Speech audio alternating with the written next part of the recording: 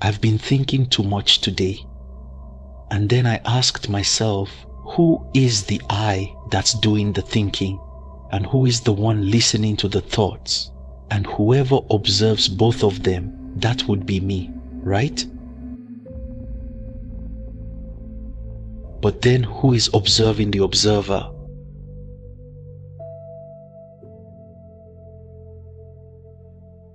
I realized something. I was never in the movie.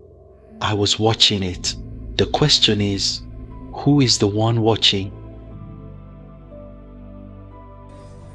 This is what I want to explore with you today, the theater of mind, and the audience that was never part of the show.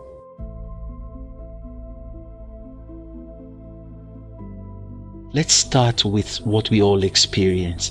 There's a voice in your head. Right now, as I speak, there's probably a voice commenting on what I'm saying, agreeing, disagreeing, wandering off, coming back. That voice seems like you. It uses your vocabulary.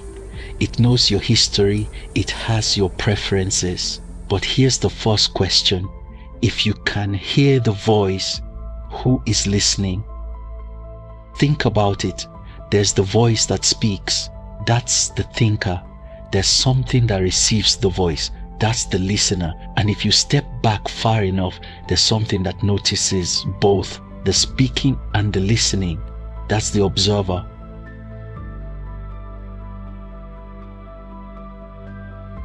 Three layers at least: the thinker, the listener, the observer. Now, which one is you? Most people assume they are the thinker. I think, therefore I am. But you can observe your thoughts. You can watch them arise and pass. You can notice when they're useful and when they're destructive. If you can observe your thoughts, you cannot be your thoughts. The seer is not the seen. So maybe you're the observer, but then ask yourself, can you observe the observer? Can you become aware of your own awareness? And if you can, then who is that? This is where the mind breaks. This is where the real inquiry begins.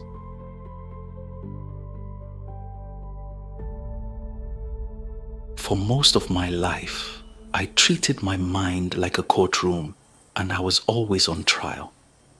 The thoughts were the prosecutor. You failed. You're not enough. Remember that time? What about this mistake? Why haven't you fixed that? The thoughts were also the judge. Guilty, unworthy, not enough. Try harder, still not enough. And I sat there, the defendant, trying to defend myself against the voices in my own head. The internal trial that never ends, the prosecution that never rests, the verdict that's never innocent.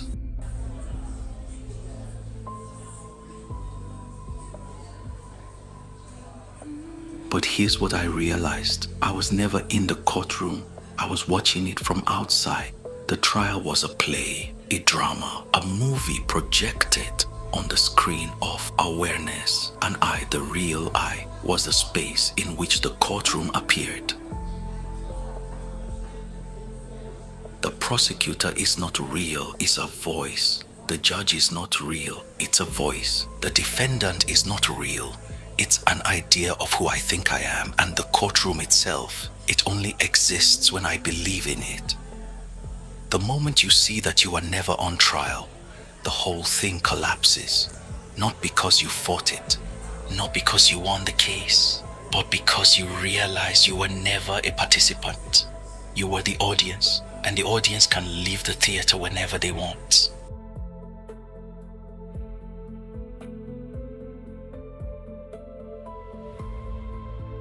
Here's another thing I noticed. Every thought is old. By the time you hear it in your head, it's already past. It arose from memory, from conditioning, from yesterday, from 10 years ago, from something someone said when you were 7. Thoughts are the residue of yesterday. pretending to be the truth of today. The voice in your head is not reporting on the present moment. It's replaying the past and projecting it onto now. You're not good enough. That's not a truth about this moment. That's a recording from somewhere in your history. This will fail. That's not a prediction. That's a fear from a past failure echoing forward. They don't like you. That's not a perception. That's a wound from old rejection coloring everything you see.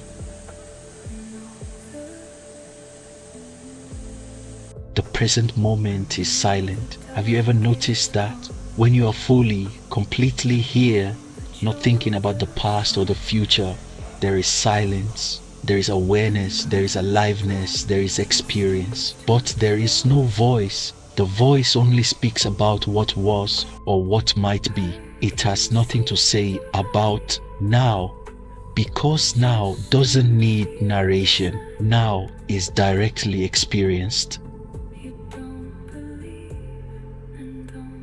This brings me to the next question.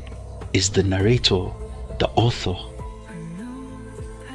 There's a voice that narrates your life. I woke up. I feel tired. I need coffee. I'm stressed about the meeting. I wish I had more time. That voice sounds like it's in charge. It sounds like it's the one making decisions, running the show, being you. But is it? The narrator of a documentary is not the person filming. The narrator of an audiobook is not the one who wrote it. The voice that describes your experience is not the one having the experience. Here's a simple experiment. Raise your hand, a pause. Now, when did you decide to raise your hand? Was there a thought that said, now I will raise my hand, and then the hand went up? Or did the hand start moving and then the voice narrated, I'm raising my hand? If you pay close attention, you'll notice something strange. The action often happens before the narration. The narrator is not directing. The narrator is commentating, like a sportscaster describing a game they have no control over. And he raises his hand. What a move! So if the narrator is not the author, who is writing the story?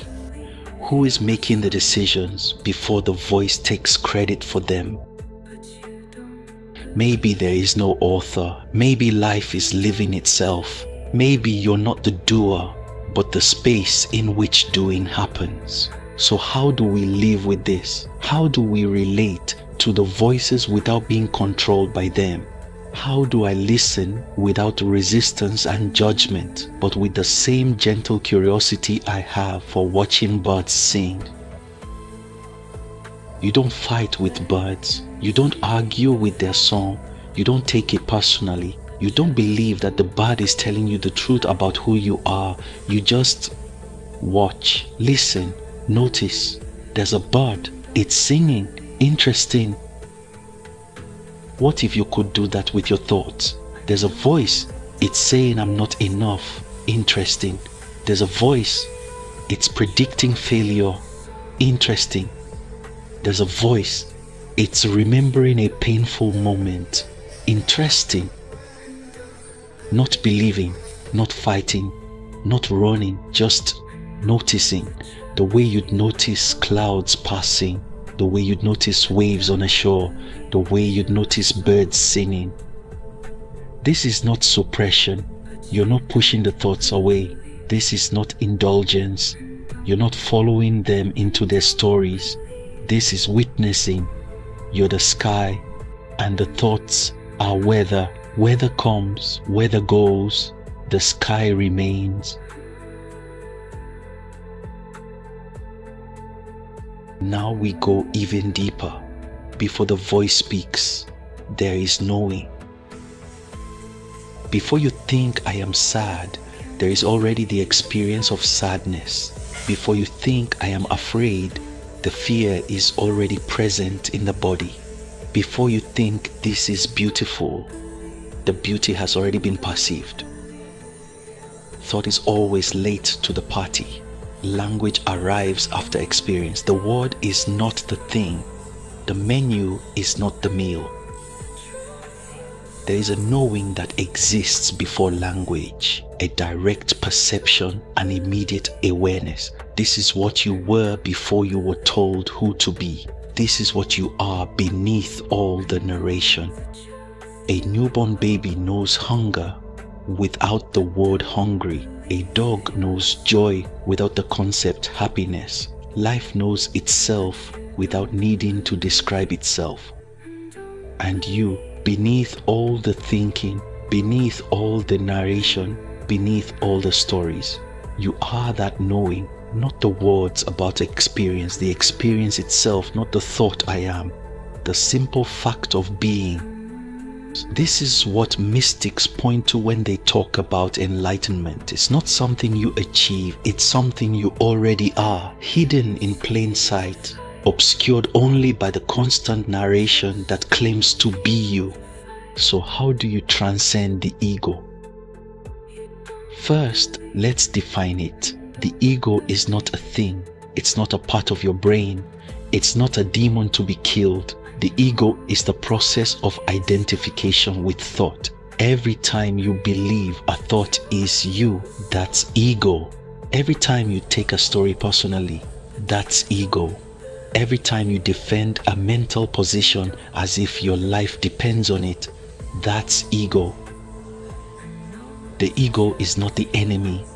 It's just a case of mistaken identity.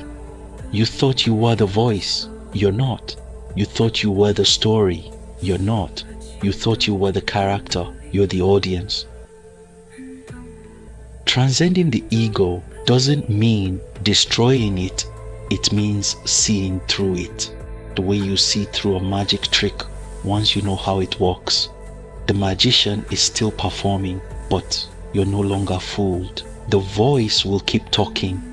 That's what voices do, but you no longer believe it is you. You no longer take it as truth.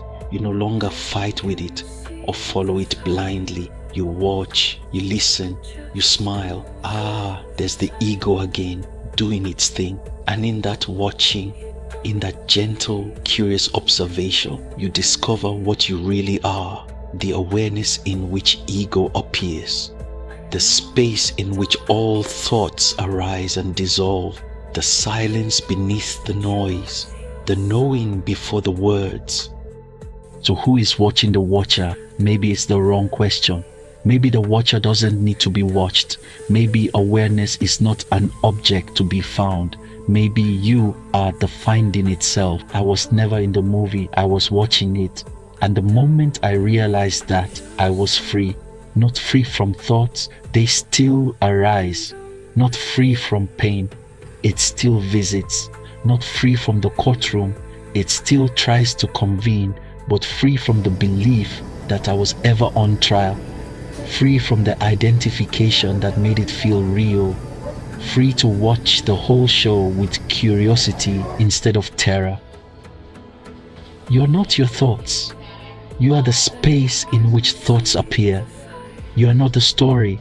You are the awareness in which stories are told. You are not the character. You are the theater itself. And the theater never closes, and the audience never leaves, because the audience and the theater are one and the same. This is the knowing that exists before language. This is who you were before the world told you who to be. This is what remains when everything else is seen through. You were never lost. You just forgot you were watching. Die empty.